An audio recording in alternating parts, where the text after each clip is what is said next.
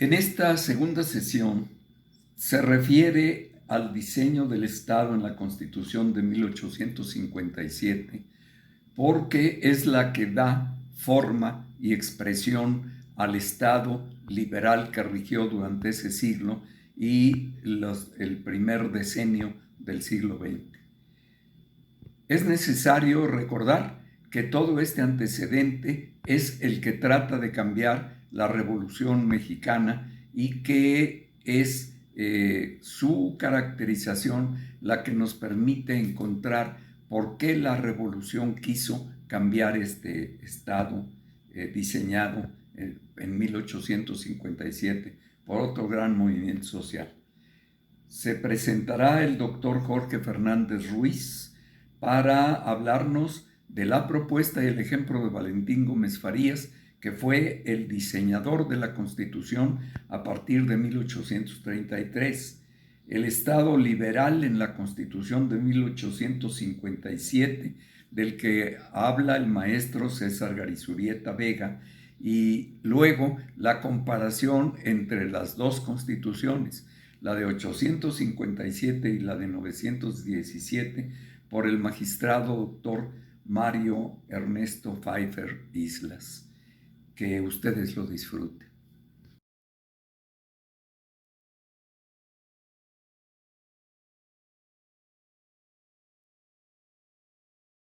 Antes de dar inicio formal a esta sesión, sean tan amables de que nos pongamos de pie para guardar un minuto de silencio en memoria de don Venustiano Carranza.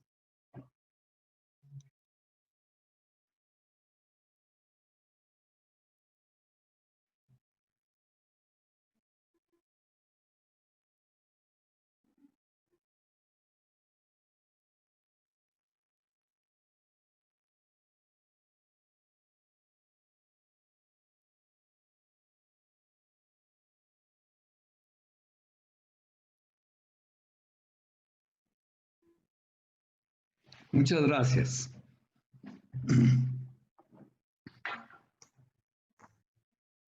Siendo las 11 de la mañana con 13 minutos, declaro formalmente instalada la segunda sesión de nuestro coloquio y doy la bienvenida a los ponentes. Vamos a comenzar. La sesión de hoy versa sobre el diseño del Estado en la Constitución de 1857 y tenemos que pensar que esta Constitución es el antecedente directo en el diseño, mediante el diseño de un Estado liberal, del Estado social que posteriormente se diseñó y puso en marcha en la Constitución de 1917. Y es por eso que como antecedente directo, el día de hoy tenemos la participación del doctor Jorge Fernández Ruiz, quien es investigador en este momento del Instituto de Investigaciones Sociales de la Universidad Nacional Autónoma de México. Él es originario del estado de Jalisco, donde estudió y obtuvo su licenciatura y doctorado. Tiene varios y por eso no haremos una mención completa de ellos, pero el doctor Jorge Fernández Ruiz, conocedor a fondo de la figura de don Valentín Gómez Farías y de la reforma que él pretendió realizar desde 1833, que finalmente fue asentada en la Constitución de 1857 y el 5 de febrero presidió la sesión de la Cámara de Diputados, donde se juró y expidió y firmó el decreto que le da vigencia a la propia Constitución. En uso de la palabra, el doctor Jorge Fernández Ruiz. Buenos días. Es para mí un honor participar en este foro académico virtual sobre el tema de la Constitución de 1824 como antecedente de la de 1857, que a su vez es el antecedente de la de 1917. Gómez Farías tiene una participación destacada en la conformación del Estado mexicano. La tiene porque fue un insurgente en los últimos días de la sublevación de México contra España. Entonces, allí en Aguascalientes, donde él radicaba, formó un batallón. Y en Aguascalientes proclamó la independencia de México, secundando a Agustín de Iturbide. Luego viene la convocatoria al Congreso Constituyente en 1822 para crear al Estado mexicano. Y en este Congreso Constituyente de 1822 vemos que allí figura el doctor Valentín Gómez Farías representando al estado Zacatecas, representando a Zacatecas, que era donde estaba ubicado Aguascalientes. Aguascalientes formaba parte de la provincia de Zacatecas, que anteriormente había sido parte de la provincia de la Nueva Galicia. Bien, tiene una actuación destacada en aquel Congreso desde el momento en que Iturbide lleva a la sede del Congreso en el ahora centro histórico de la Ciudad de México, y lleva una chusma encabezada por el sargento Pío Marcha para presionar a los constituyentes a efecto de que designen emperador Agustín de Iturbide. Las amenazas verbales están a punto de convertirse en agresiones de hecho, y el doctor Valentín Gómez Farías salva la situación diciendo que pide a los congresistas acepten declarar emperador a Agustín de Iturbide a condición de que éste respete la Constitución. Y en esas condiciones se allana el problema. Posteriormente, una vez derrocado Iturbide, va a promover Gómez Farías que aquel Congreso Constituyente cese sus funciones y quede en calidad de convocante, porque en realidad había muchos vicios para su instalación. Esta propuesta de Gómez Farías es aceptada y se convoca a un nuevo Congreso Constituyente que inicia sus sesiones en 1823 y las termina en 1824. Para esto, expide primero el acta constitutiva de la Constitución, que viene a ser una especie de preámbulo de la Constitución de 1824, y posteriormente la Constitución 1824. En esta Constitución se establece la manera de designar al titular del Poder Ejecutivo, que va a estar a cargo de un presidente de la República. Pero además va a haber un vicepresidente para suplir las ausencias del presidente.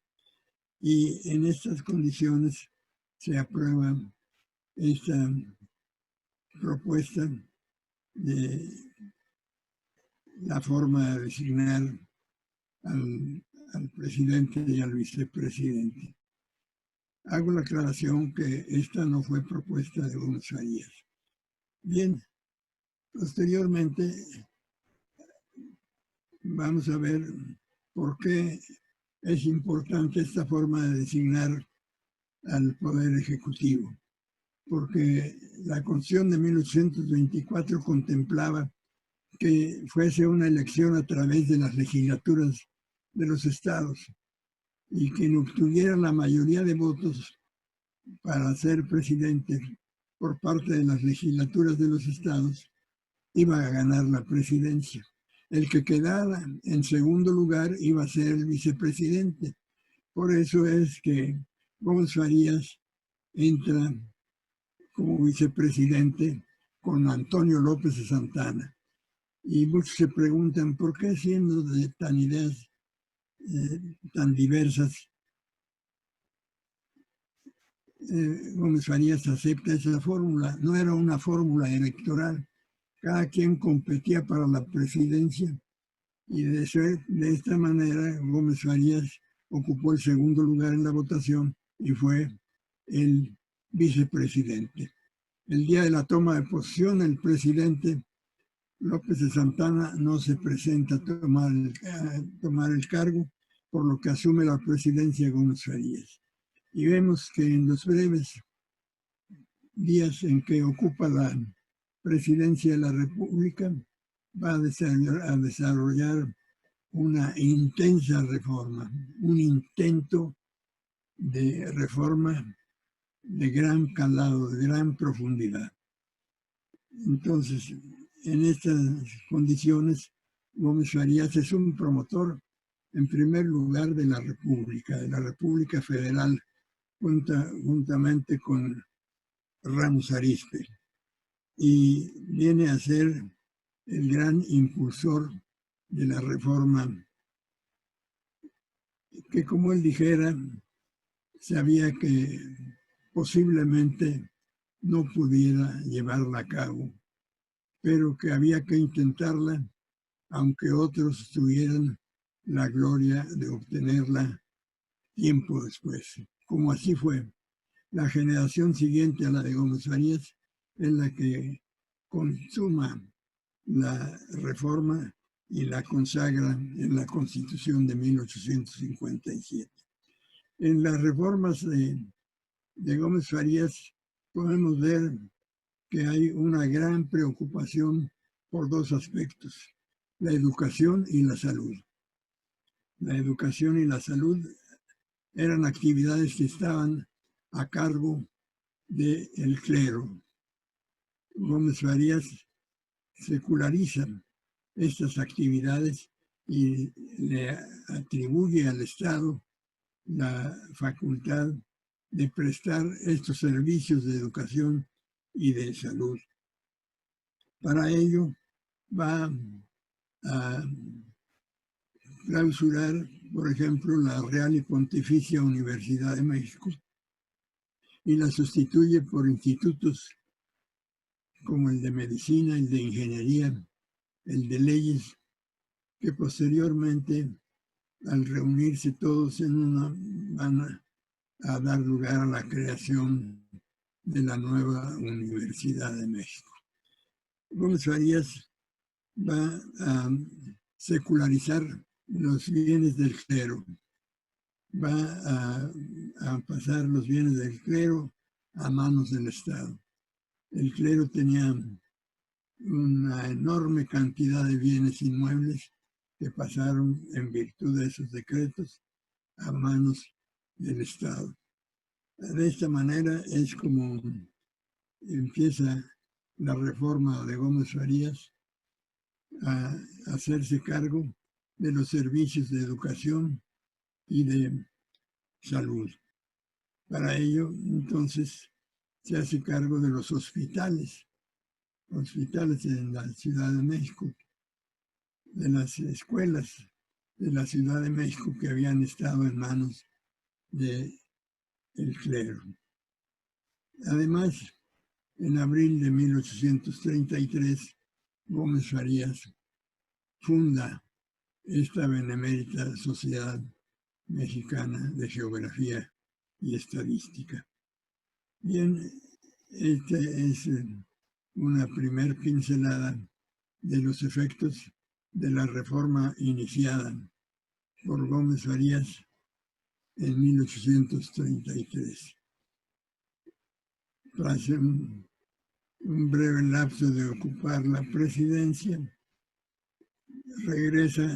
llega López de Santana a hacerse cargo de la presidencia y empieza a cancelar las reformas hechas por Gómez Farías.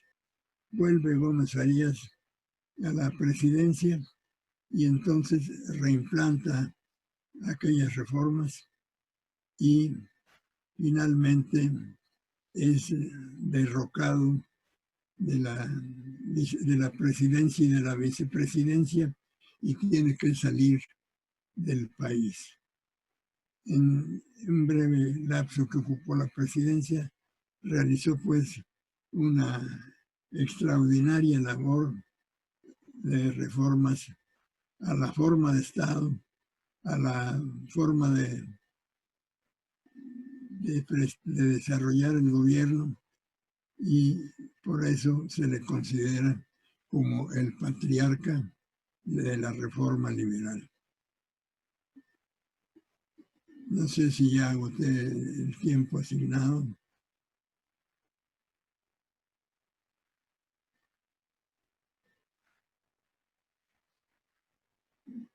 La escucho.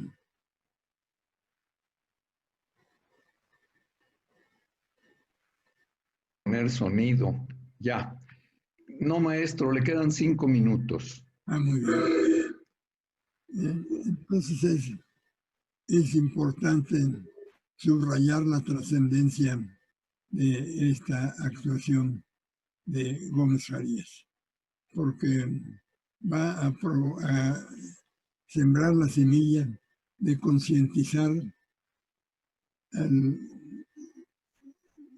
imaginario nacional. En aquel entonces, en realidad, no había sentido de nacionalidad ni de patria.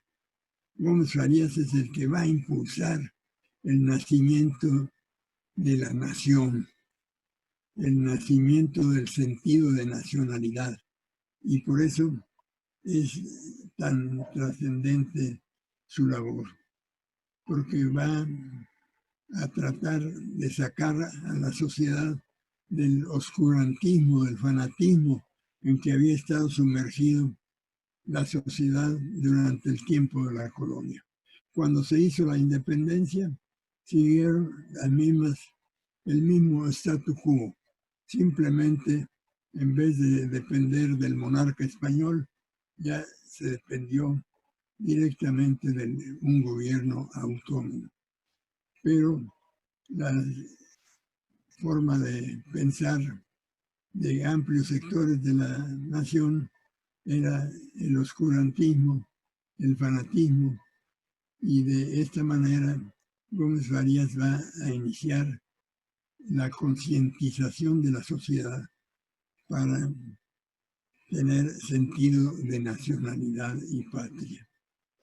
Este es uno de los aspectos más importantes de la actuación de Gómez Farías al frente del gobierno mexicano.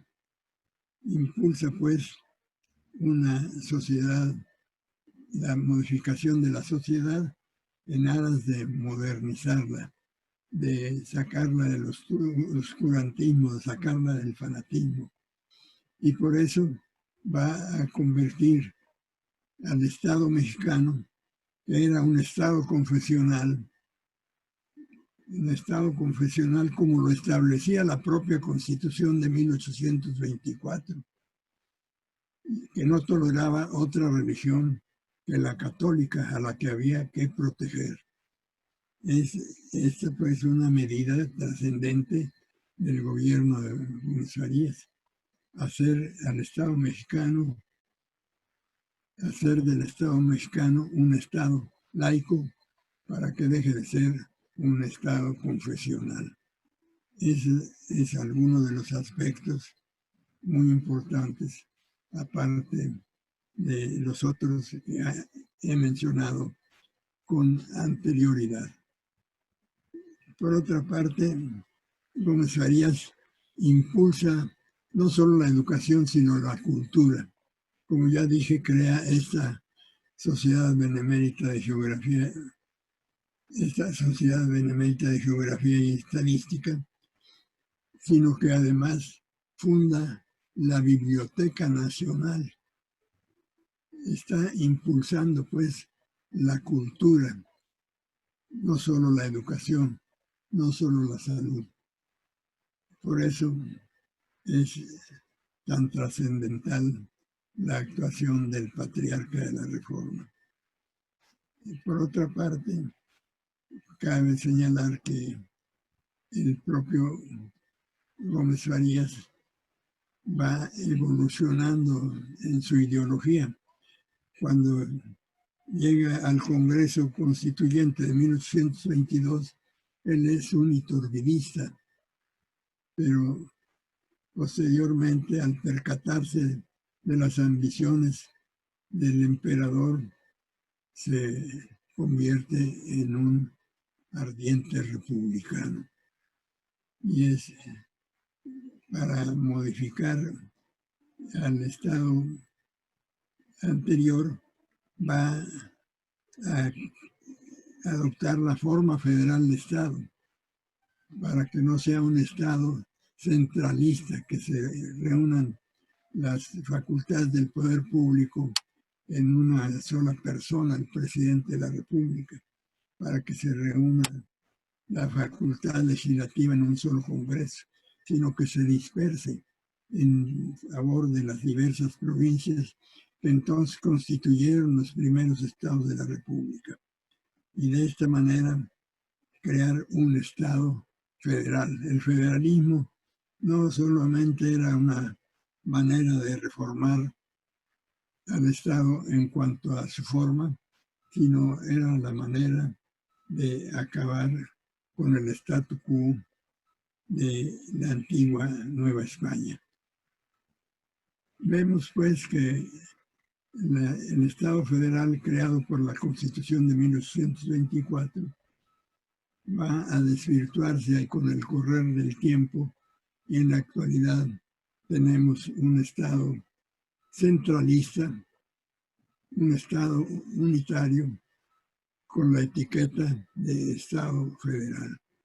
Los poderes se han concentrado en la federación. Muchas gracias, maestro. Muchas gracias, maestro. Es usted muy gentil. Le damos todos un aplauso virtual, le agradecemos muchísimo el haber hecho el esfuerzo de estar con nosotros y pues todo lo que nos ha informado acerca de este arranque del Estado Nacional propiamente dicho. Fue una gran exposición que de hecho abarca toda la primera mitad del siglo XIX y las dos constituciones que dieron origen y son antecedente de la de 1917. Vamos a tener una segunda ronda, quizá para hacerle algunas preguntas, pero si quisiéramos avanzar dándole la palabra a nuestro segundo ponente, el licenciado César Garizurieta Vega, a quien le ruego hacer uso de la palabra. Bueno, pues habría que hacer un pequeño análisis acerca de si nuestra Constitución del 57 crea un Estado y crea una nación. Obviamente los panelistas tienen conocimientos profundos acerca de la noción de Estado, pero quizás nuestros otros visitantes no tanto, así es que quisiera yo dar un repaso muy somero acerca de estas nociones. Gracias. El Estado no es otra cosa más que la existencia de una ficción creada por el hombre, por la cual va a imponer una serie de normas y esas normas están por encima de todas las demás normas de la sociedad dentro de un territorio. Esto es una cosa. Ahora, la nación va más allá. La nación es un sentimiento de pertenencia. Entonces, la nación es un sentimiento de pertenencia. Puede haber países que sean estados, pero que no sean nación. Un ejemplo de ello, pues, es España. España es un estado porque, en efecto, es un ordenamiento jurídico superior a todos los demás, con unos límites territoriales y con unas personas a las cuales se les puede aplicar. Pero no es una nación. ¿Por qué? Porque no hay un sentimiento muy generalizado de separatismo entre catalanes y vascos. Entonces, nosotros nos preguntamos, ¿éramos en esa época una nación o éramos un estado a partir de la Constitución de 1857? Pues, para empezar, fue una constitución que nace, como dijimos, el 5 de febrero, que es la fecha en que se jura la Constitución, y se promulga hasta el 11 de febrero. Pero después, de inmediato, de ahí viene ya en diciembre, ya en vigor esta Constitución, en diciembre viene el Plan de Tacubaya. Y en ese Plan de Tacubaya, pues, de alguna manera termina la vigencia de la Constitución, porque el presidente da el famoso golpe de Estado. Por cierto, una anécdota interesante, bueno, a mí se me hizo muy interesante. Uno de los primeros cartones de Ripley traía a la muralla china y desfilando una fila, una hilera de 3 chinos, uno tras otro. Y decía él que si desfilaran a lo largo de la muralla, nunca terminarían la fila. Y junto venía precisamente, en este cartón de Ripley, venía el presidente Comonfort. Y lo que era para Ripley extraordinario es que decía que era un presidente que se había dado un golpe de Estado a sí mismo.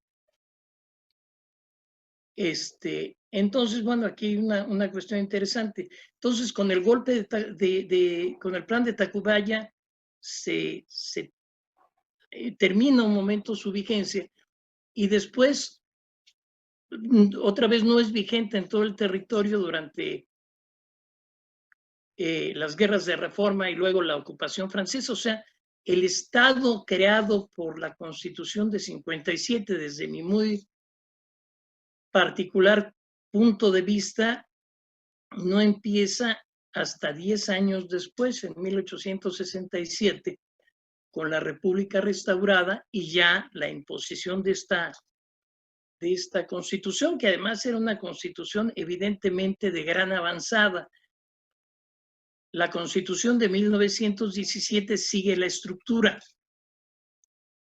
De hecho, en el decreto de promulgación dice: decreto que reforma y adiciona. La Constitución de 17 dice decreto que reforma y adiciona a la Constitución de 1857. Aparentemente, nuestra Constitución de 17 en realidad es la Constitución de 1857 reformada. Yo no lo creo así. Yo creo que una Constitución es el espejo escrito de un Estado. Y un Estado, el Estado que surge de la Constitución de 17, es evidentemente distinto al Estado que surge del 1857 y que entra en vigor plenamente ya en 1867. ¿Por qué?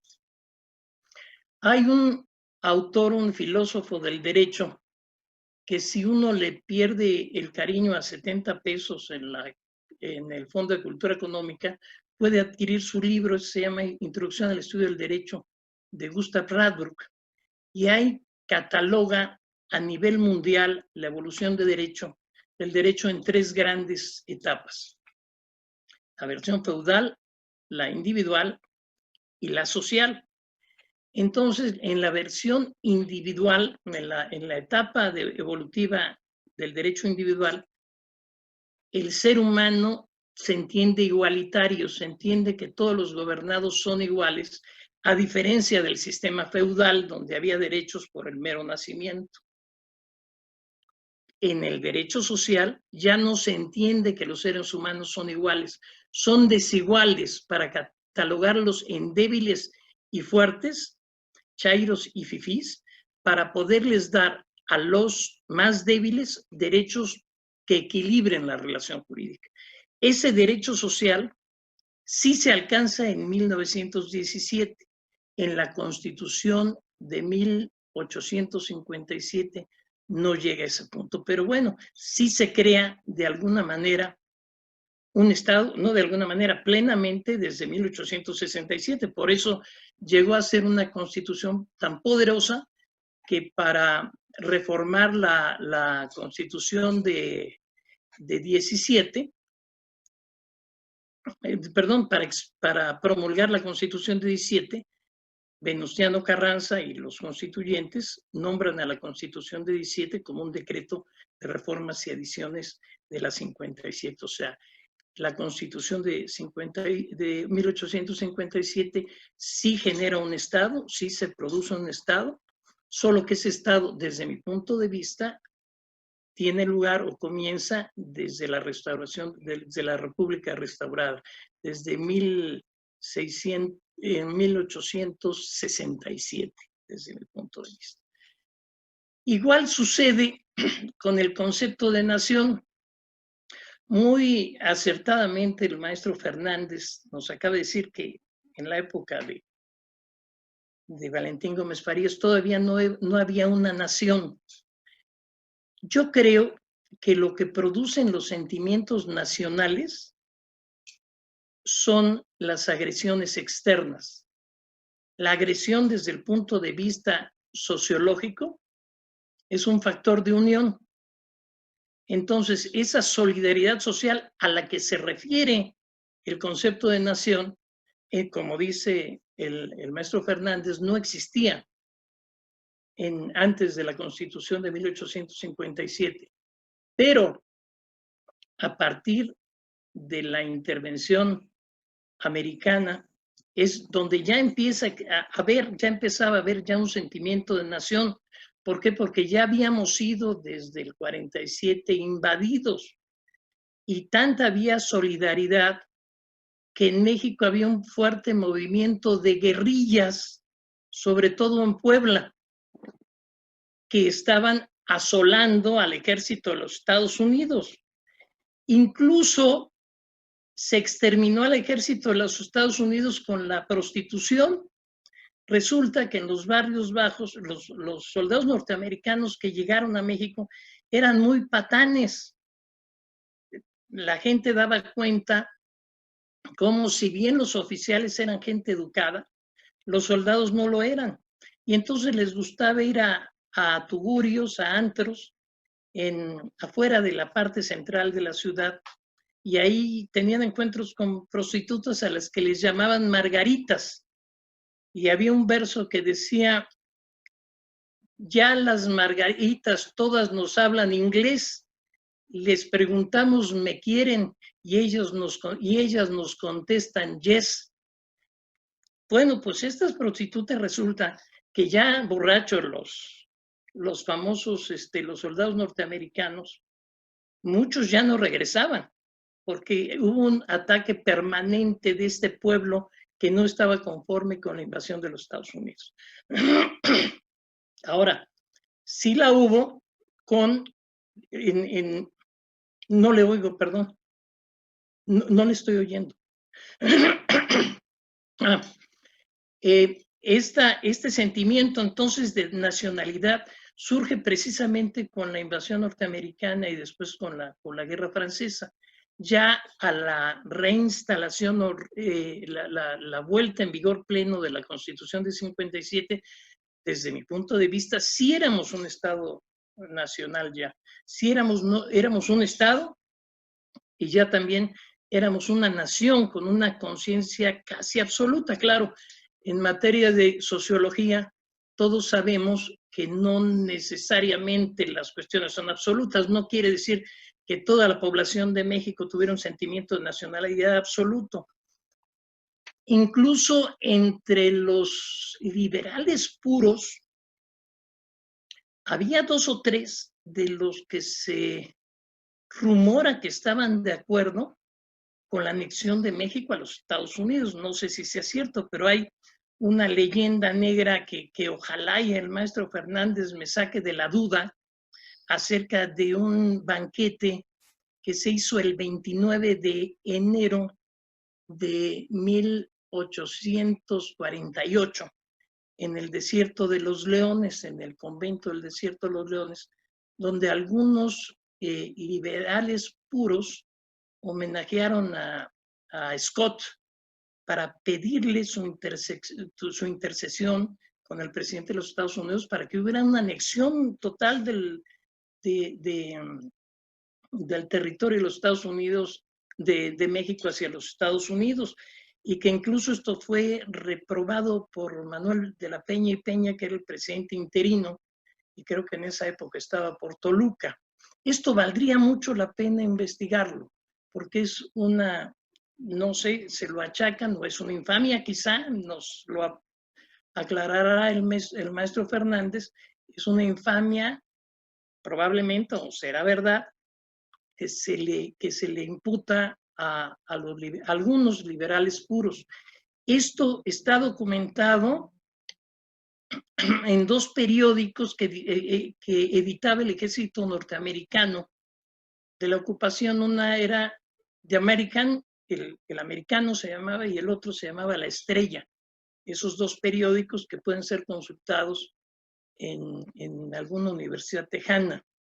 Y también vienen en los informes que le hace Alexander Trist, no sé si se acuerdan, bueno, pues sí se acuerdan, es el que firma los tratados de Guadalupe por parte de los Estados Unidos. Parece ser que en sus informes habla de esa y de ese grupo que sí pretendía la anexión. Entonces esto a mí se me hace interesantísimo porque es una duda que me ha atormentado a través de mi existencia, y que perdonen que aproveche yo este foro para expresarle y que me la diluciden. Pero en fin, les agradecer mucho esto. Pero bueno, finalmente mi charla, mi ponencia era más o menos aclarar mi concepto de nación, mi concepto de Estado, y porque creo que nuestra nacionalidad surge desde un poquito antes, gracias a nuestras intervenciones americanas, con el ejército americano, y después se refuerza con la intervención francesa, generando un verdadero nacionalismo, ¿no? Pues ahí están los acapuastlas, y entonces ya vienen los grandes héroes nacionales. Yo sí creo que ahí ya había una nación, y pues yo también quisiera pedirles a todos ustedes que me sacaran de esta duda si existió el famoso e infamante desayuno del convento del Desierto de los Leones, auspiciado por el que era el regente de la ciudad, que creo que después por esta razón fue acusado de traición. Ruiz Iriarte se llamaba, ¿verdad? Manuel Ruiz Iriarte. Entonces yo les agradecería mucho esta duda que me asalta. Muchas gracias, señor presidente. Muchas gracias, señor licenciado don César Garizurieta Vega. Vamos a dar la bienvenida a los presidentes y presidentas de las sociedades correspondientes en el estado de Hidalgo, de Nuevo León, de Guanajuato, de Sonora, de Baja California en Tijuana, de Zacatecas, del Estado de México, de San Luis Potosí, y otra vez tenemos al presidente de la Real Sociedad de Cronistas Españoles, don Antonio Galeano, a quien le damos especialmente la bienvenida. También están con nosotros el señor doctor don Salvador Rueda Smithers, que es un socio en el Tintero, porque la pandemia evitó su ingreso, cuando menos formal. Y quiero aprovechar a todos los socios en el Tintero que quizá en este momento nos están acompañando, pero que en cuanto se reanuden las actividades normales, les habremos de pedir que se acerquen para que nuestra sede sea el teatro donde puedan ya ingresar. Doy la bienvenida a Augusto Gómez Villanueva, al ingeniero Raúl Salinas, al doctor David Cienfuegos, al licenciado Helios Padilla y a las presidentas de la Academia de Estudios Liberales, Adriana León, y María del Carmen Mendoza, de Desarrollo del Adulto Mayor. Ahora doy el uso de la palabra, por favor, al señor doctor don Mario Pfeiffer, para que nos haga el favor de desarrollarnos su tema, que es la comparación entre las constituciones de 1857 y la de 1917.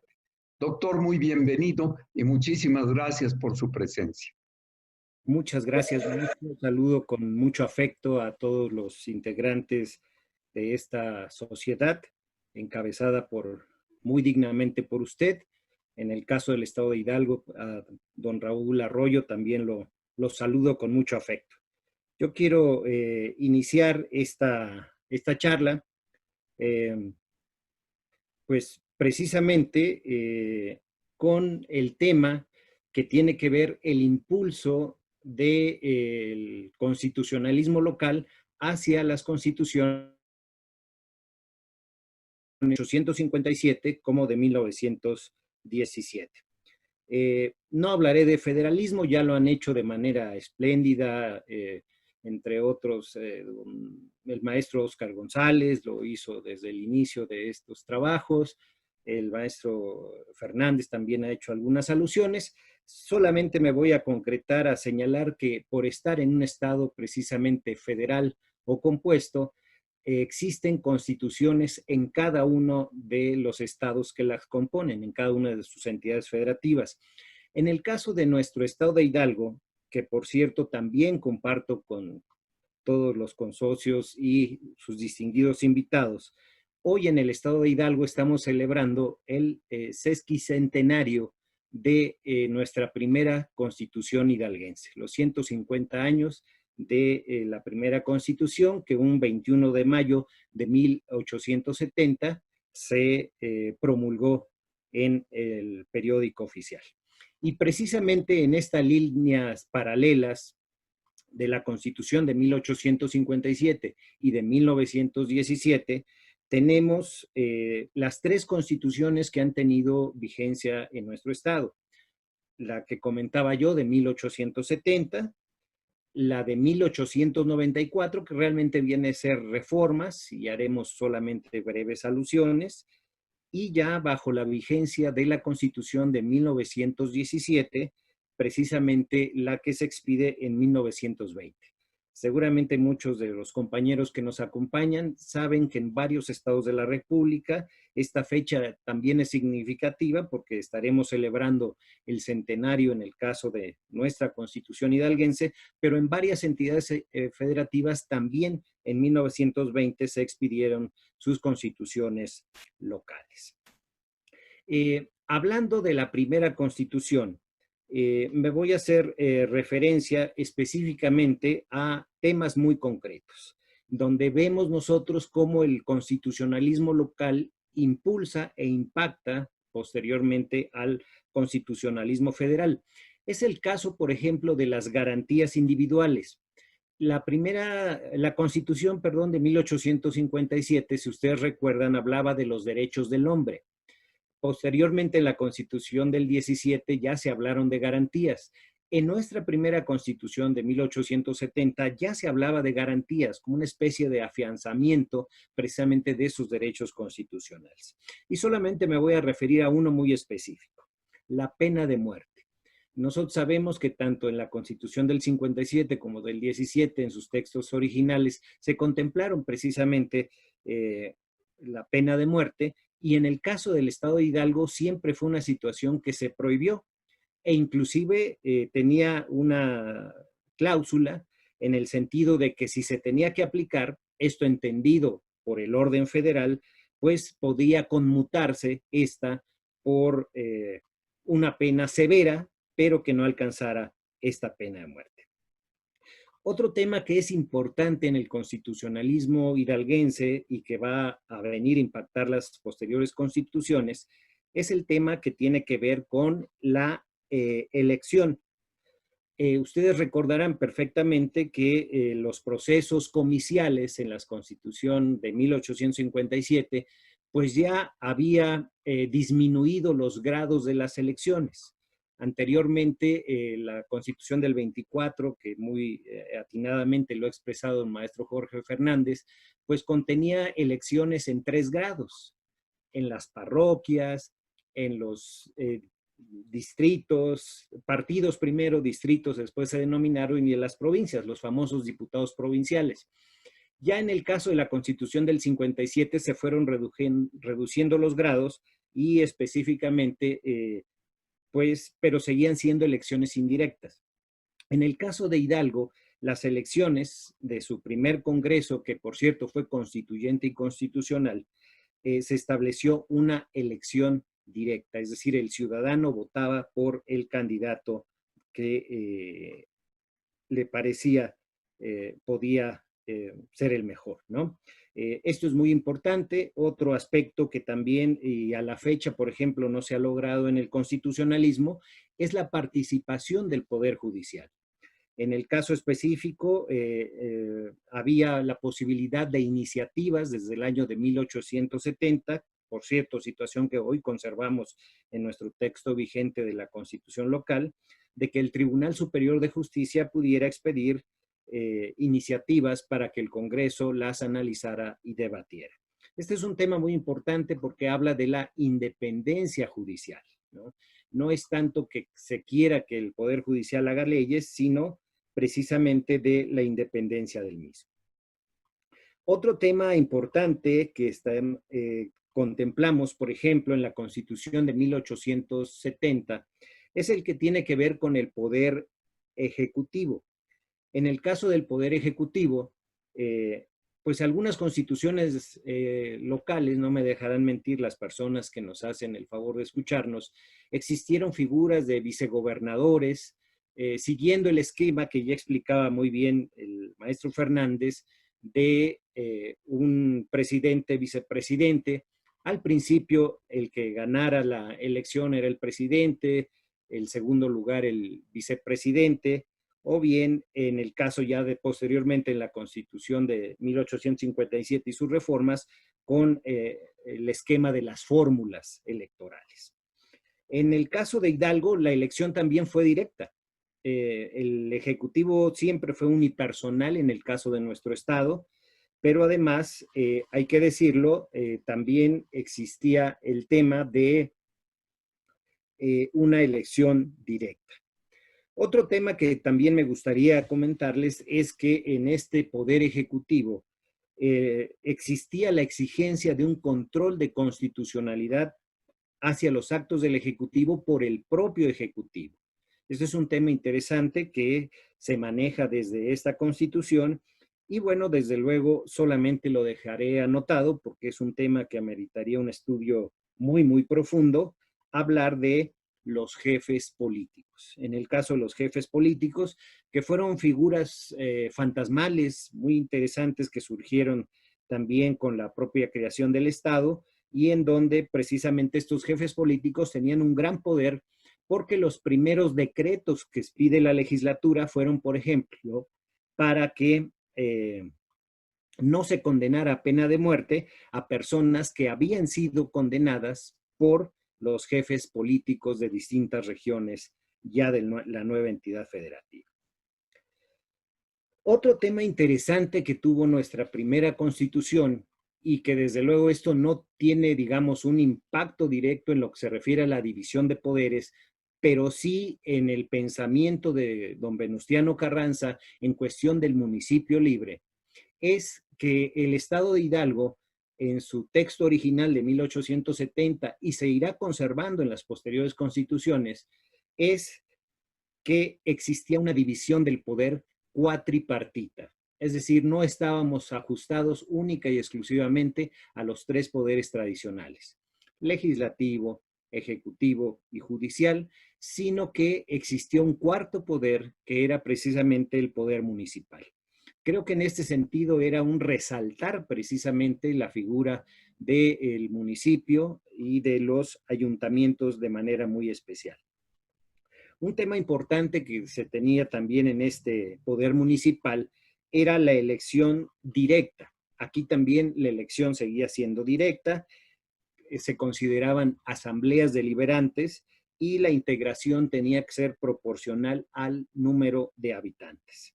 Algo que hoy nos parece interesante en el caso hidalguense, ustedes lo saben, están suspendidas las elecciones para renovar, en el caso nuestro, los ayuntamientos, y por lo tanto, bueno, pues estamos en una situación de espera a la resolución tanto de las autoridades sanitarias como electorales para efecto de saber qué es lo que va a pasar.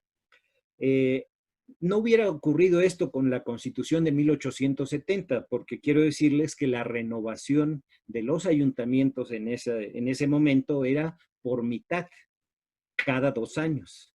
Por lo tanto, podía seguir subsistiendo un ayuntamiento aun cuando por alguna situación como esta que estamos comentando pudiera no desarrollarse. Otro tema interesante es el que tiene que ver con el Poder Judicial. En el caso del Poder Judicial tenemos pues la clásica integración a través de su órgano supremo, que es el Tribunal Superior de Justicia, integrado fundamentalmente por magistrados, pero también por un fiscal. Recordemos que posteriormente vendrá el tema del Ministerio Público, pero en este caso pues la integración se hacía incluyendo a un órgano acusador. Había jueces, había jurados también en el caso del Poder Judicial. Y algo muy interesante, hoy conocemos la figura del amparo, que es una figura que tiene exclusividad, el orden federal. Sin embargo, en la primera Constitución de Hidalgo se estableció una figura muy similar a lo que sería el amparo cuando es tradicional, donde se violaran garantías individuales por las autoridades o en el caso de leyes. Nosotros también lo tuvimos como una facultad del Poder Judicial, aunque en la historia no se desarrolló realmente esta figura. Ya para ir cerrando esta primera parte de esta charla, podríamos decir que la responsabilidad de los altos funcionarios abarcada en un título era un tema importante desde la primera Constitución. Ahí se hablaron de delitos del fuero común, en donde cualquier servidor público de los que estableciera la Constitución era sujeto a un proceso especial por parte del Congreso que se constituía en gran jurado para que en su caso siguiera el procedimiento ante las autoridades judiciales correspondientes. Desde luego también existieron delitos oficiales y en ese caso el Congreso se constituía como gran jurado de acusación y el Tribunal Superior de Justicia como jurado de sentencia. Así es como vamos llegando a la Constitución de 1920, ya en el otro eje paralelo de 1917, en donde podemos decir que la primera Constitución se caracterizó por, digamos, la insubordinación y la avanzada. ¿Por qué digo esto?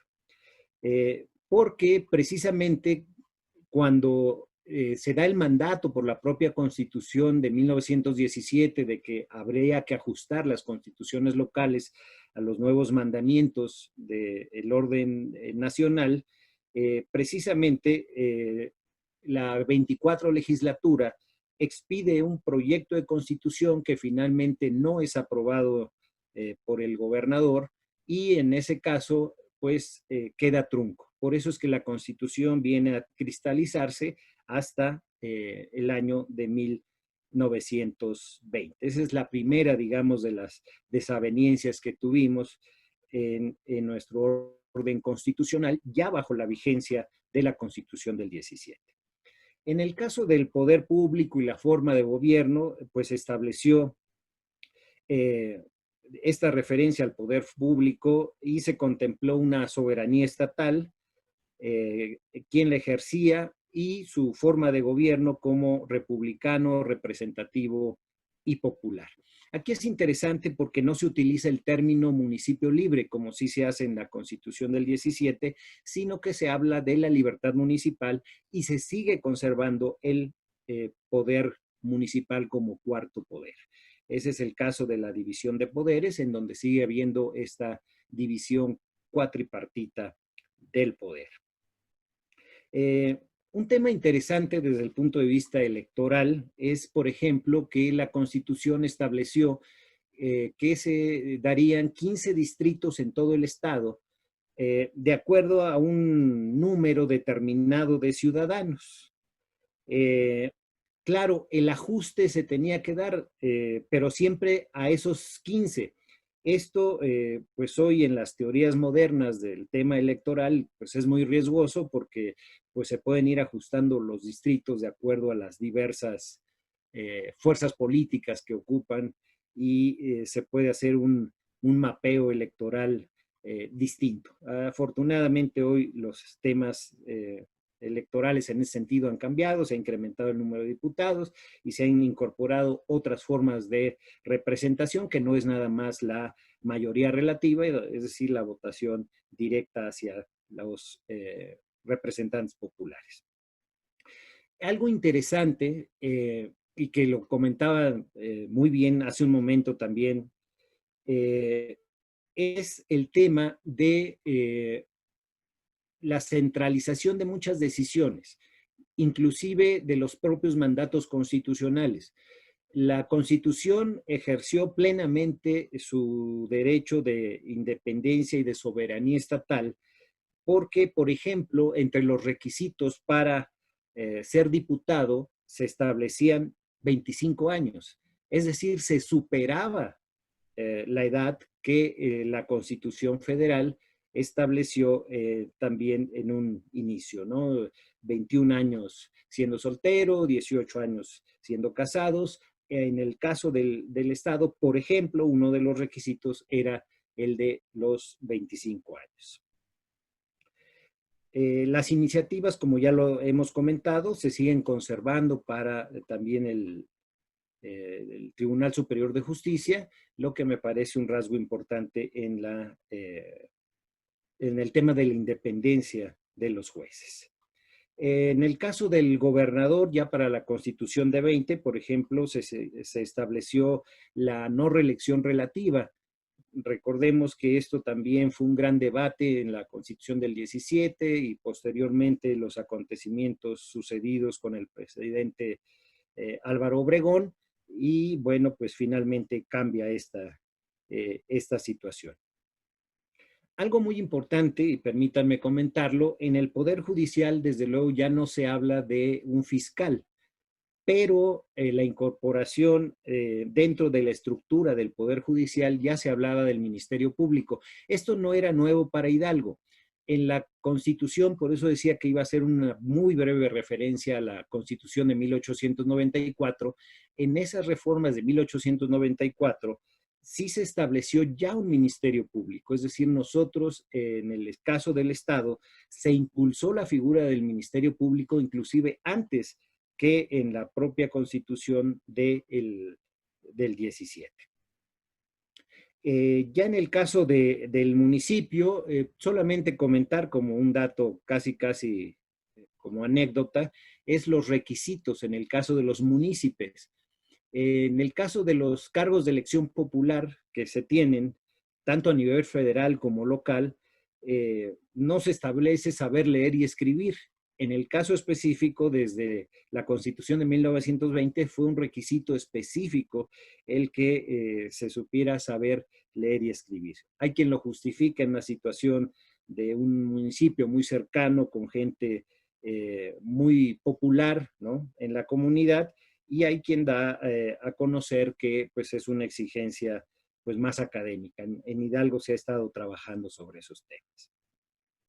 Y bueno, en el caso específico, y con esto estaría yo concluyendo, si usted me lo permite, maestro, estaríamos ya en el tema también de responsabilidades. Ya en el tema de responsabilidades un tanto más depurado, se habla pues del juicio de procedencia, es decir, del famoso desafuero, que hoy, por cierto, en Hidalgo ha cambiado el tema del fuero, ya no existen funcionarios con fuero, y el tema del juicio político.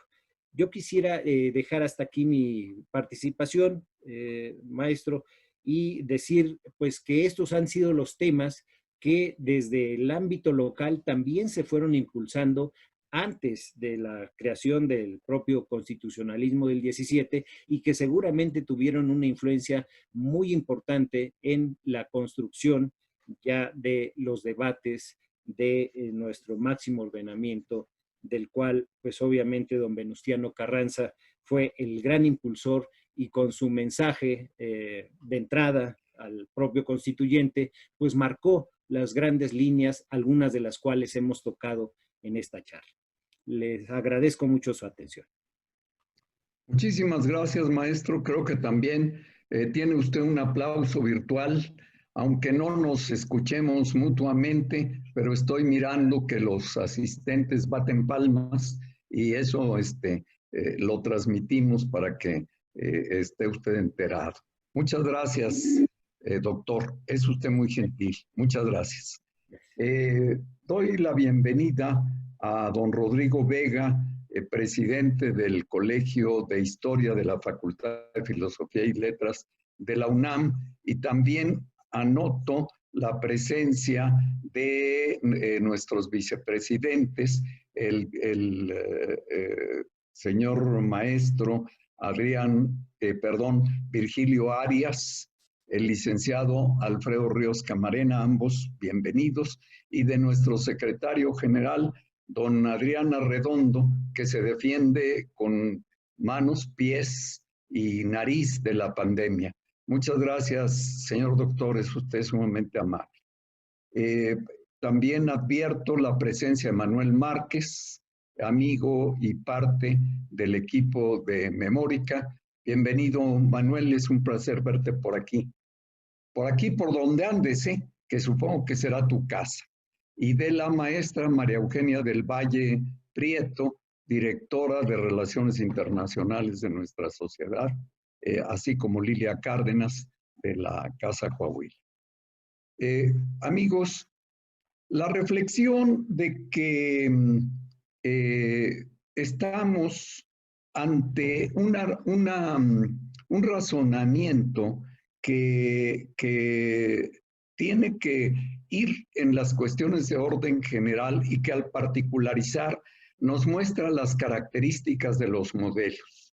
En realidad, cada una de las constituciones a que estamos aludiendo es producto de un modelo de orden social y de unos acontecimientos históricos que sobre todo en el siglo XIX tuvieron una serie de vaivenes muy notables y momentos en los cuales estas constituciones parecía que se suspendía su vigencia y su positividad debido a las circunstancias diferentes en cada caso que nos rodearon a lo largo de nuestro desarrollo histórico. Es muy conveniente, lo quiero hacer notar, la, ¿cómo diré?, fluctuación, como dijo Jesús Reyes Heroles en el caso del siglo XIX, la sociedad fluctuante. La sociedad fluctuó entre los extremos liberal y conservador, y en esa fluctuación dio origen a diversas disposiciones de orden jurídico que fueron aplicables, como la Constitución centralista, como las 7 leyes y diversas disposiciones más bien momentáneas que se fueron dando según quien gobernaba el país y según el rumbo que se le quería imprimir. Fueron las constituciones el proyecto de mayor duración, y este proyecto, impulsado desde diferentes lados del país, tuvo la participación, aquí sí, de todos los grupos regionales Y por esa razón es que lograron consensos de orden país. Si no queremos hablar de nacionalidad, que a final de cuentas es una categoría más sociológica y quizá demográfica que de otra especie, que termina siendo una categoría jurídica también, a lo que tenemos que referirnos es a que las distintas manifestaciones locales en un país que nació así, de muchas naciones originarias, inclusive las que vinieron de Europa, y las de aquí, que no eran menos, y que se fueron asentando a lo largo de la colonia y todavía más durante el siglo XIX, para dar lugar a expresiones unitarias que son las que finalmente se expresan de una manera muy clara como una voluntad consensuada entre todos los que participaron en la elaboración primero del documento constitucional y después de su aplicación. La diferencia entre las constituciones de 1857 y la de 1917 ya ha sido señalada por nuestros ponentes.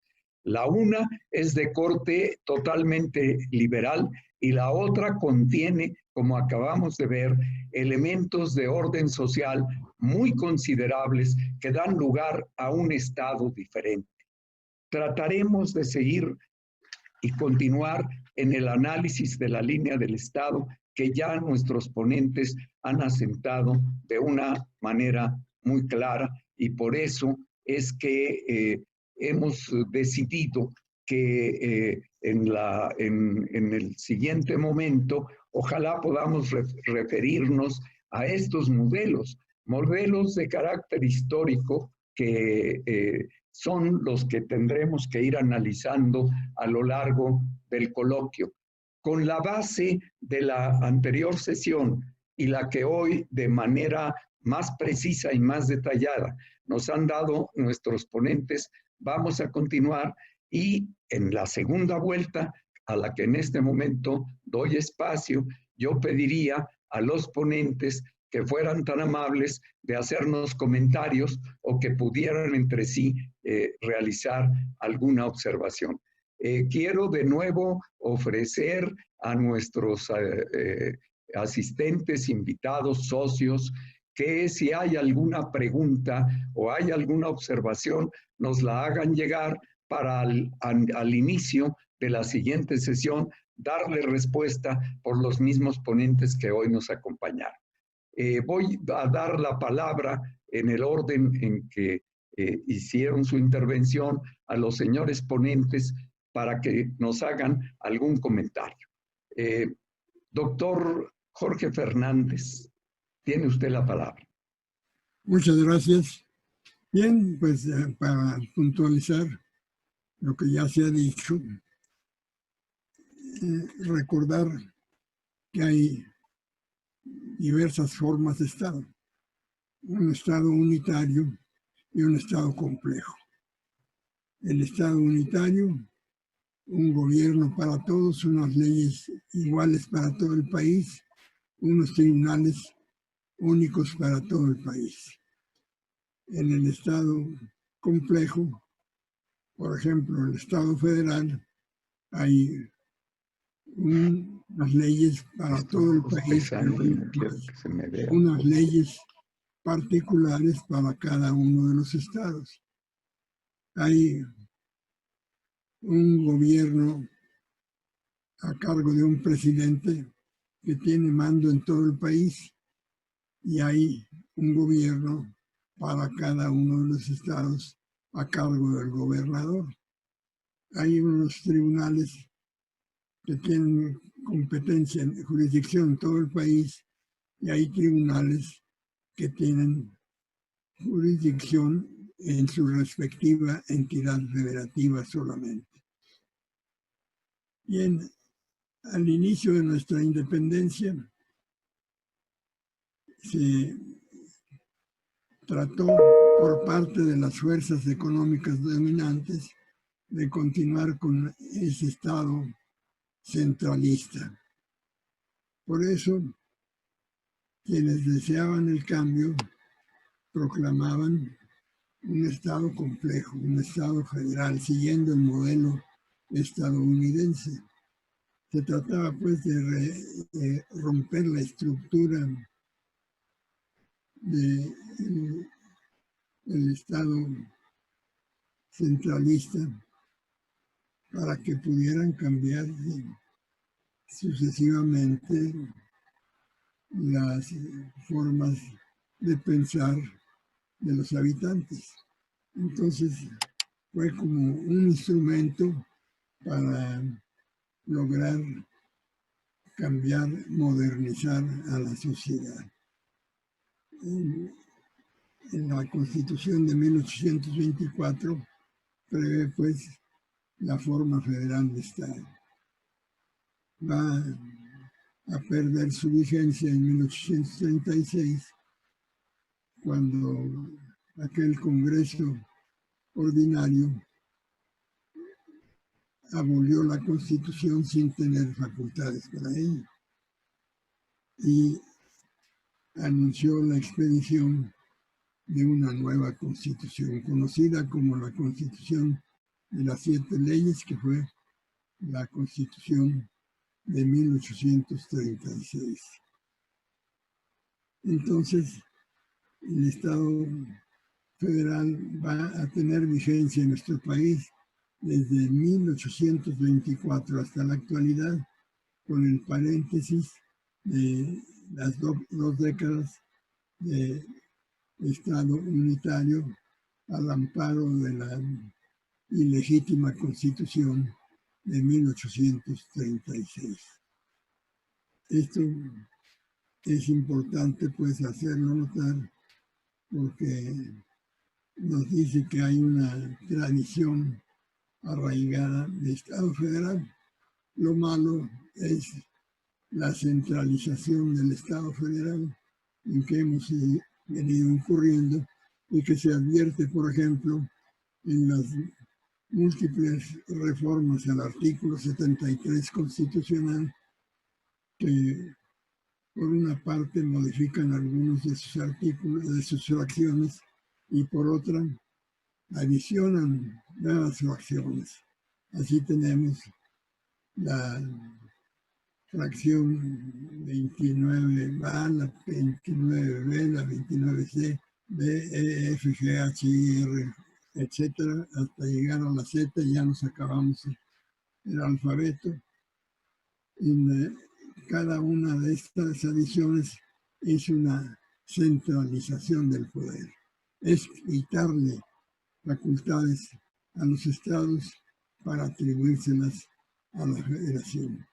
De suerte que sería conveniente reflexionar si es tan bueno como se esgrime en la exposición de motivos de cada adición de una fracción de esta, atribuir a la federación esa competencia, y ya la suma de competencias es enorme. Ya a los estados casi no les queda nada. Pero si así fuera, ¿para qué ostentar una etiqueta de federal si en realidad es un estado central? Gracias, maestro. Muchas gracias. Don César Garizurieta. Por favor, su micrófono, licenciado Garizurieta. Le recuerdo, del lado derecho abajo. ¿Ahí ya se oye? Ya. Bueno. Sí, está usted fuerte. Muy bien. Fuerte y claro.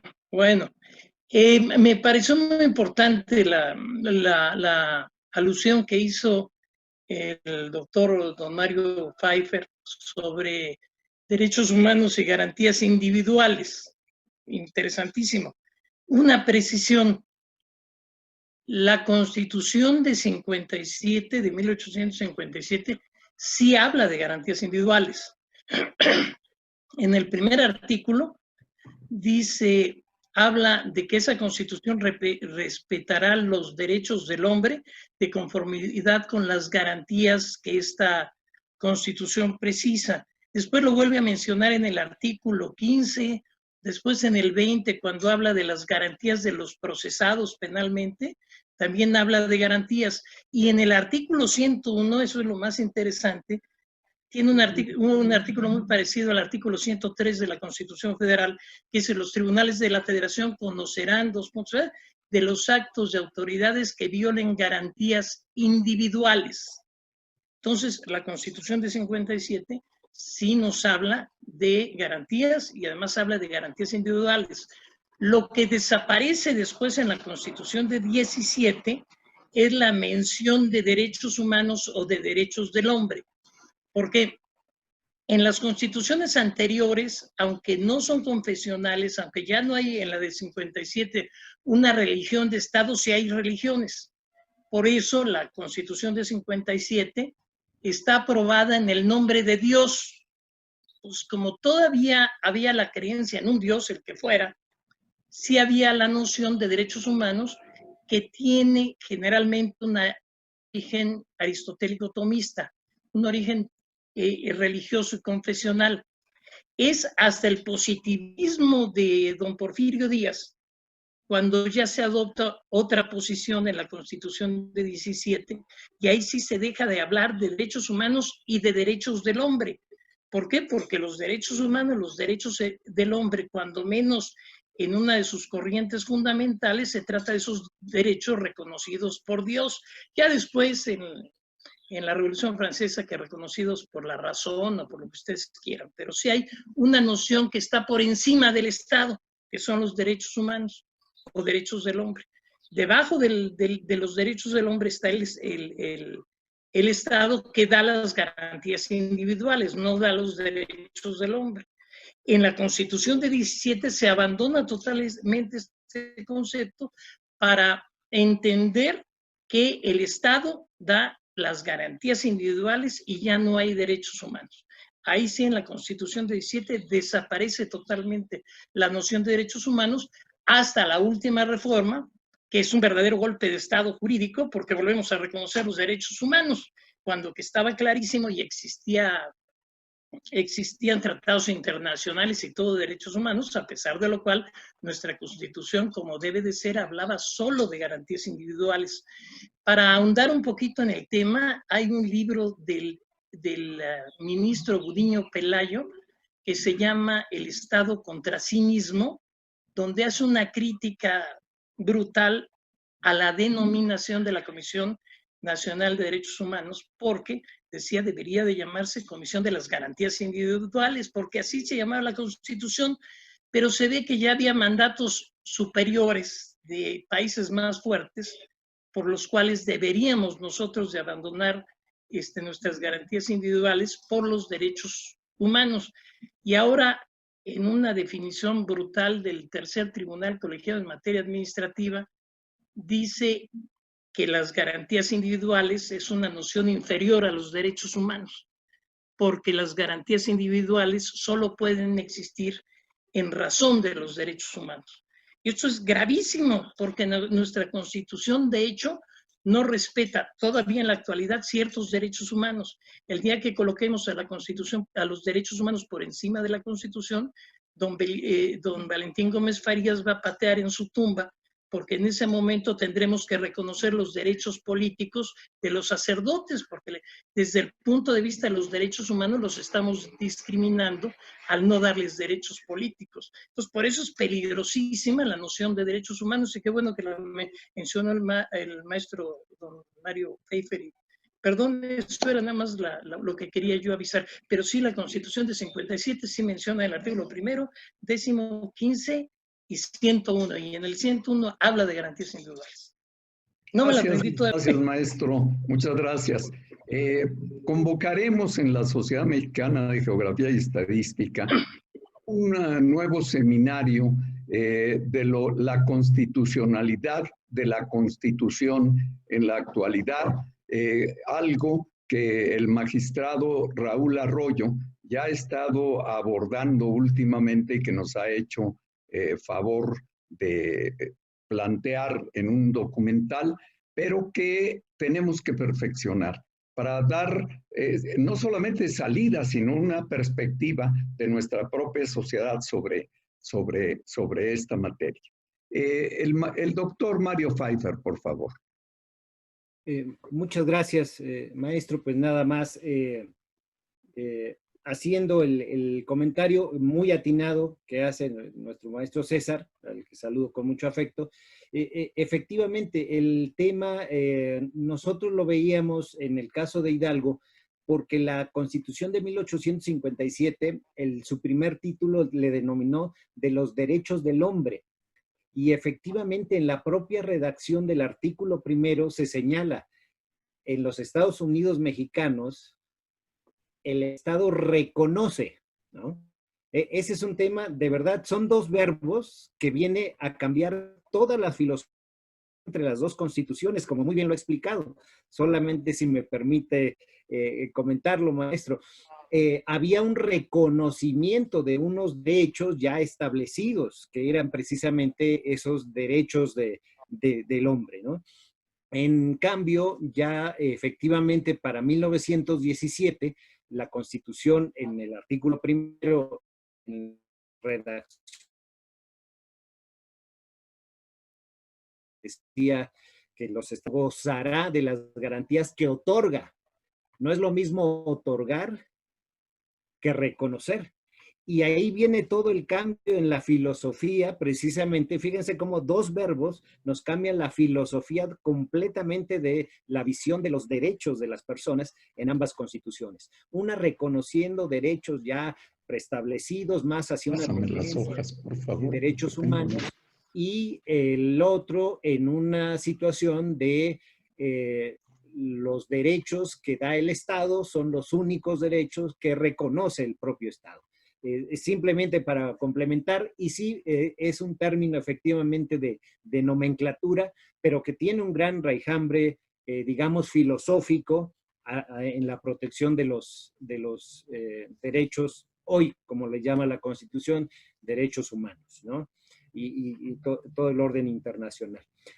Regresando al posicionamiento que manejaba, maestro, pues efectivamente la Constitución de 1857 tiene absolutamente un corte liberal, en donde precisamente el gran salto que se da en la Constitución de 1917 es precisamente eso, los derechos sociales, lo que va a implicar precisamente que sea la primera Constitución del siglo XX que reconoce aún inclusive antes que algunos estados de corte socialista, ¿no?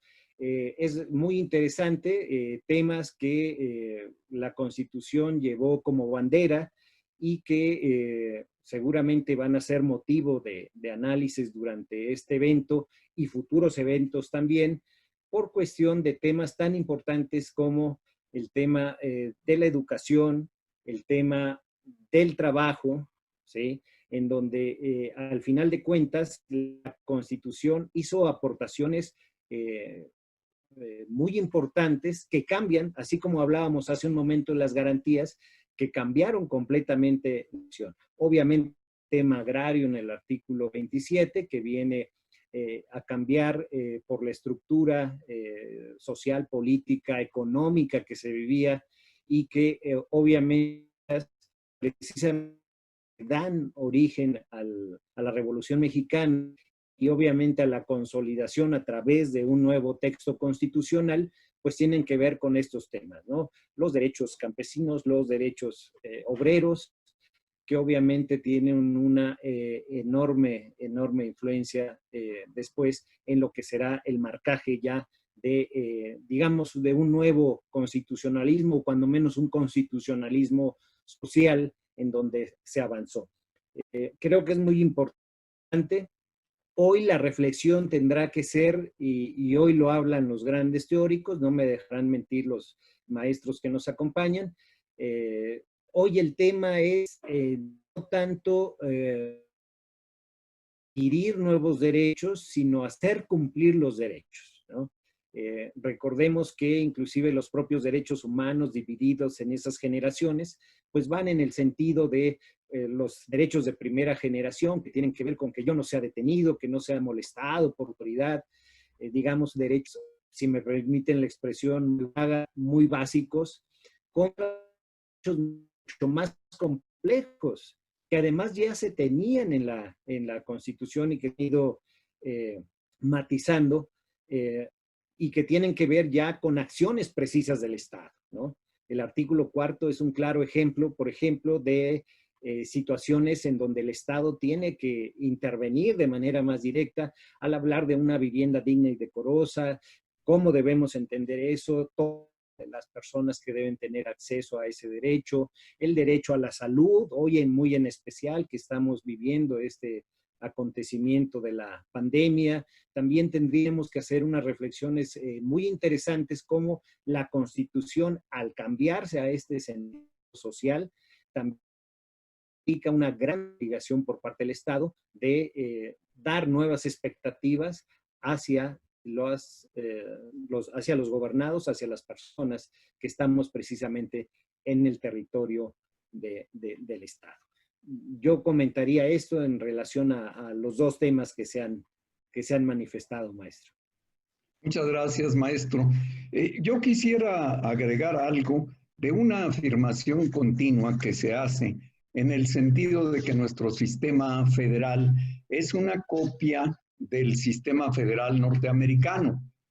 Y llamo la atención sobre un hecho histórico.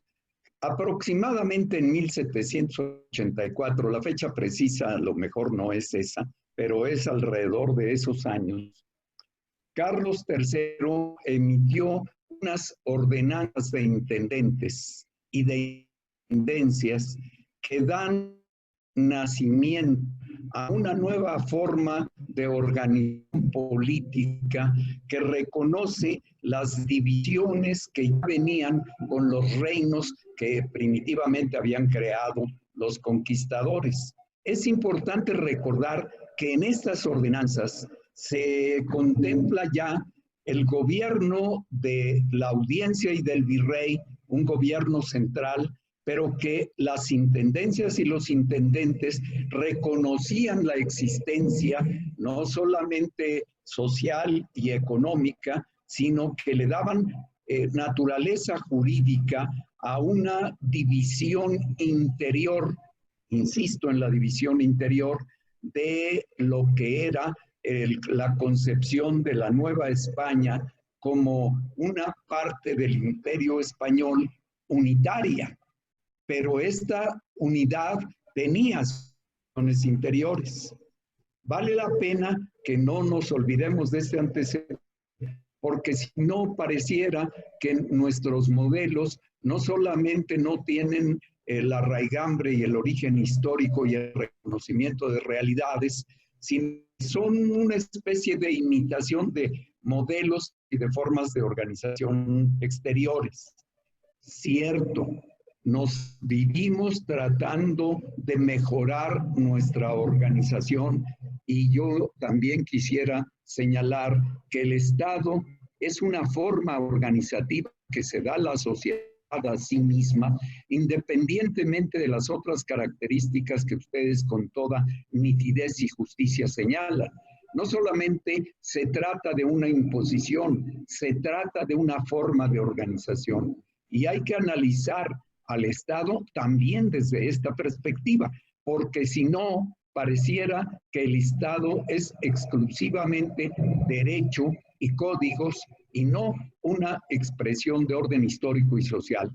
Importa que a lo largo de este coloquio resaltemos estas diferencias porque entenderemos mejor cuál es la naturaleza de las transformaciones que la Constitución de 1917 le hace a la del 57, porque refleja de mejor manera no solamente la realidad que en ese momento enfrentaba el país, sino también es una Constitución aspiracional. Nosotros queremos que el país sea de esta manera y que la nación se organice de tal otra. Y al darle existencia jurídica a un deber ser, como es todo el derecho, entonces estamos reconociendo aquí por primera vez en la Constitución las aspiraciones de quienes están dentro de la Constitución, de los que finalmente son tomados en consideración dentro de esta Constitución y de cuya presencia se da fe sobre la base de concederles derechos y garantías. Me parece pues que esto como tema de reflexión también es interesante y que valdría la pena que a lo largo del hilo conductor del cambio del Estado lo tomemos en consecuencia. ¿Quieren los señores ponentes tener otra intervención? Ninguno. Muy bien. Entonces, compañeros, yo quiero agradecer la presencia del señor presidente de la Casa de Coahuila, que no ha logrado alcanzar a manejar desde donde está el aparato, pero al que saludamos con muchísimo gusto. Sea usted bienvenido, señor ingeniero. Muchas gracias. Señores, parece que por el momento no hay otro asunto que tratar. Tengo la felicidad de poder decirles que estamos convocando para el jueves próximo a la tercera sesión de nuestro coloquio, que si mi programa no falla, se va a referir a las dos revoluciones. Aquí vamos a aterrizar esto de las regiones, porque resulta que desde el principio del movimiento armado se manifiestan de manera distinta en el terreno aspiracional y en la ejecución de las acciones de los cuerpos de ejército, la realidad de grupos regionales. Son los grupos regionales los que participan y hacen la revolución y luego se organizan militarmente en virtud de la participación de don Venustiano Carranza, y por eso podemos hablar de la existencia de dos visiones, de dos modelos a los que vale la pena hacer alusión. Uno, el del norte, expresado primero por don Francisco Madero y en segundo lugar por don Venustiano Carranza, pero posteriormente por Francisco Villa, por el propio grupo sonorense, por Durango y en general por los grupos del norte, y otro desde el sur que se expresa, por supuesto, en el plan de Ayala y en el plan de Texcoco, del que pocas veces hablamos, y que da una visión de organización distinta. Organización que después va a parar al 27 constitucional. Ambas. Y va a parar en las facultades económicas del Estado, del gobierno, perdón, y del Estado. De manera tal que será, creo, esperamos, una sesión muy interesante y en la cual estarán presentes el maestro Óscar González Azuela, nuestro secretario de la Academia de Historia y Vocal que está aquí presente, el licenciado Salvador Ruedas Mitters, que también nos acompaña esta tarde, pues ya es tarde, y el licenciado Marco Antonio Mendoza Bustamante. Estamos por confirmar otra asistencia, pero lo más importante en este momento es que nos citemos para el jueves próximo.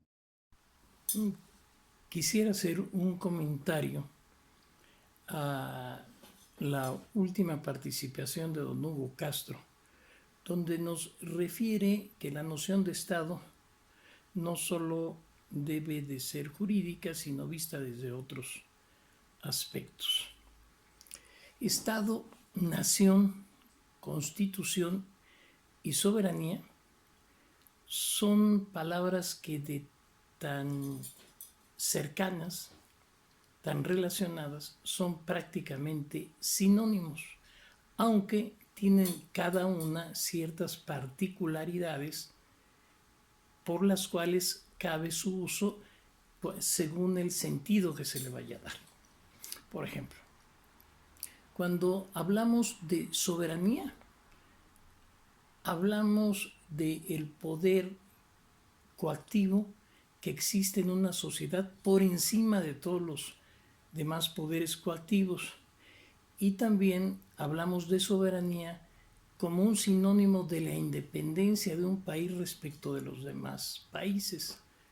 Cuando hablamos de nación, hablamos de un sentimiento de pertenencia, de ese lazo que a los de Chihuahua, de Veracruz, de Chiapas o de Oaxaca, aunque a lo mejor no estemos tan unidos entre nosotros, sí tenemos el sentimiento de ser mexicanos. Eso es la nacionalidad, es un sentimiento.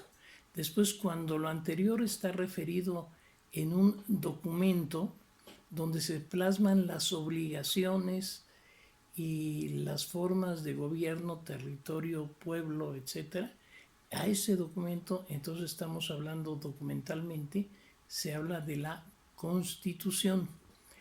Y por último, cuando hablamos de una noción jurídica, de un ente dotado de personalidad jurídica con derechos, con facultades, se llaman en este caso, y obligaciones, entonces estamos hablando del Estado.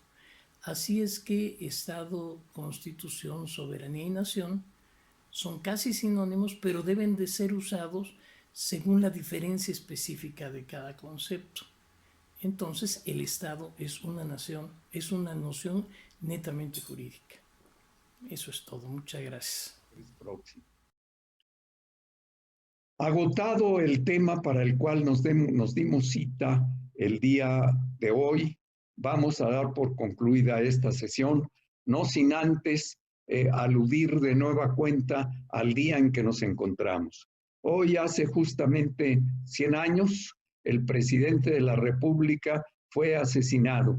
Al ocuparnos al final de este coloquio, de las razones que hubo, de los intereses que concurrieron para esta ejecución, no debemos olvidar que como quiera que sea se trató de un golpe de Estado y que este golpe de Estado se manifestó de una manera sangrienta y dramática que ha dado origen a libros, a estudios y que todavía el día de hoy la sentimos como si fuera presente. Vivamos el recuerdo del presidente Carranza y de lo que alcanzaron sus gobiernos, que es el objetivo de este seminario, pero no puedo menos que lamentar este asesinato. A 100 años de distancia, la Sociedad Mexicana de Geografía y Estadística, de la que él participó, lamenta su muerte todavía y piensa que efectivamente debemos ir afinando la manera de cómo los presidentes de la República se suceden unos a otros. Es decir, hay que mejorar nuestra organización política y nuestro conocimiento. Señores, que el conocimiento no se detenga, que la inteligencia siga fluyendo, que el uso a veces dificultuoso, un poco atropellado a momentos por el manejo que tenemos que hacer del instrumento, no estorbe a que nos sigamos reuniendo con el entusiasmo y el interés que todos ustedes han manifestado. Les deseo el mejor de los días, la mejor de las tardes. Nos vemos en una semana. Pasen ustedes muy buen día. Muchísimas gracias y vuelvo a repetir que el pensamiento no se detenga. Gracias en especial al maestro Jorge Fernández, al señor licenciado don César Garizurieta Vega y al maestro Mario Pfeiffer por sus conocimientos que hoy nos han dejado aquí para seguir adelante. Muchas gracias.